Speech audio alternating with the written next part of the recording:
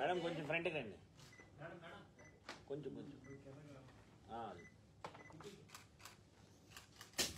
ఏమైంది? గుడ్డు పగిలింది. ఈసారి కూడా అదే జరిగింది. ఇష్టానుసారంగా నోటుకు వచ్చినట్టు మాట్లాడతాము, నోటుకు వచ్చినట్టు ఏది పడితే అది బాగుతామంటే గుడ్డు పగిలిద్ది ఒక్కొక్కరికి. ఎవరితోనైనా పెట్టుకుంటున్నామేమో, మాతో పెట్టుకోకండి.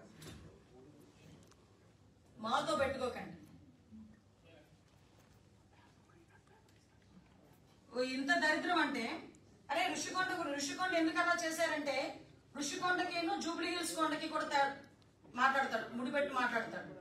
ఇలాంటి వాళ్ళు కూడా మంత్రులు అయిపోయి మా దగ్గరకు వచ్చి పరిగెట్టించి కొడతాం, రెడీగా ఉన్నాం మరి పరిగెట్టించుకొని కొట్టించుకోవడానికి.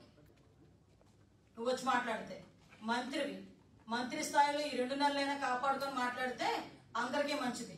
లేదు నా స్థాయి దిగజార్చుకొని మాట్లాడతానంటే కనుక మేము ఒక్క స్టెప్ దిగితే నీ పరిస్థితి ఏమవుతుందో అర్థం చేసుకోవాలి సార్. ఇక్కడ మీ నాయకురాలు ఉంది, ఈ రాష్ట్రానికి మహిళా అధ్యక్షురాలు. చాలా చెప్తారు. వెనకాక మొన్న ఆ పప్పు కొన్ని తీసుకొని వచ్చారు. నాకైతే ఆవిడ గురించి మాట్లాడడం కూడా ఇష్టం లేదు, ఎందుకంటే మనం మాట్లాడితే ఆవిడ స్థాయి పెరుగుతుంది. అనవసరంగా మాట్లాడాల్సిన పని లేదు. జగన్మోహన్ రెడ్డి గారికి చాలా ఎక్కువగా మాట్లాడుతుంది. జగన్మోహన్ రెడ్డి గారికి ఒక్కసారి జగన్మోహన్ రెడ్డి గారి గురించి ఏమైనా తప్పుడు మాటలు మాట్లాడినా, భారతమ్మ గురించి ఏదైనా తప్పుడు మాటలు మాట్లాడినా పరిగెట్టించి కొడతామంటారు.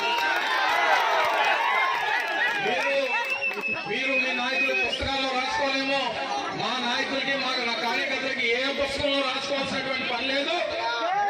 ఏదైనా తేడా వస్తే పరిగెట్టించి కొడతామనేటువంటి విషయాన్ని అర్థమైనటువంటి విధంగా రేపు ఎన్నికల్లో ఓట్ల ద్వారా చూపించాల్సిందిగా మిమ్మల్ని అందరినీ కూడా కోరుకుంటూ మరొకసారి హృదయపూర్వకంగా పెద్ద జోగి గారిని ఆశీర్వదించమని చెప్పి మిమ్మల్ని అందరినీ కోరుకుంటూ సెలవు తీసుకుంటాము.